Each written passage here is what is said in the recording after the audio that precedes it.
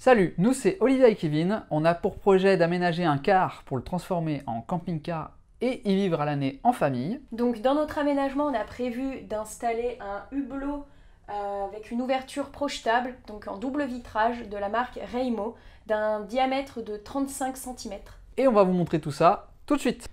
Donc le contenu du carton, là il est totalement vide. Vous avez un joint, le compas pour l'ouverture avec ses fixations. Vous avez une petite bandelette qui va venir en fait faire la finition à l'intérieur de votre ouverture, la charnière et le hublot, voilà, en double vitrage.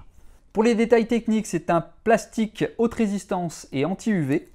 Pour le diamètre extérieur, nous avons un diamètre extérieur au maximum qui est de 404 mm pour une hauteur de 426. La dimension de découpe, quant à elle, elle est de 350 mm, 35 cm. Et le joint est approprié pour une épaisseur de cloison de 28 à 32 mm.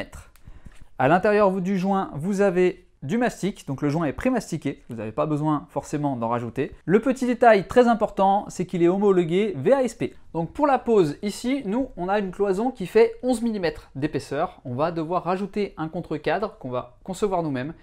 Que vous soyez sur une cloison en bois, en polyfond ou même une carrosserie, il faudra forcément faire un contre-cadre. Donc le mieux reste de faire un contre-cadre en bois que vous viendrez coller avec un mastic colle de votre choix. Moi je vais choisir du Sika parce que j'ai confiance en cette marque.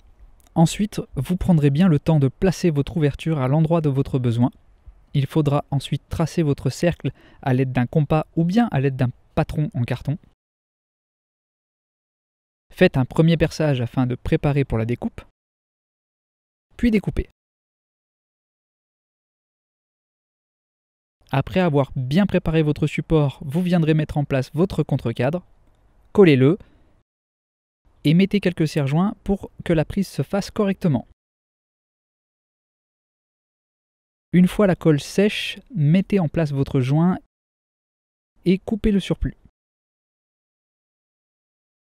Passez à l'extérieur et présentez votre hublot plastique afin de tracer les perçages nécessaires pour la charnière.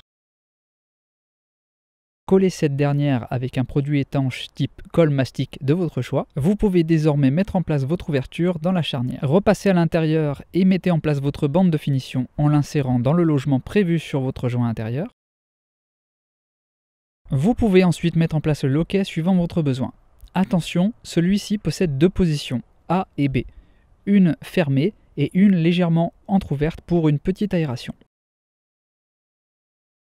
Passez à l'extérieur et retirez les protections plastiques de votre hublot. Donc là, une fois que vous avez bien laissé sécher votre contour, votre colle et tout ça, normalement vous venez poser votre compas avec la petite rotule qui est livrée avec. Donc la rotule se visse dans le cadre intérieur, le compas se fixe sur la petite vitre là-haut, sur la fixation qui est prévue pour. Ce petit compas, il vous permet d'avoir une assez grande amplitude d'ouverture. Donc il est réglable, on peut le serrer manuellement et il est facile à poser. Nous là, on va pas le poser tout de suite puisqu'on va venir mettre notre isolation.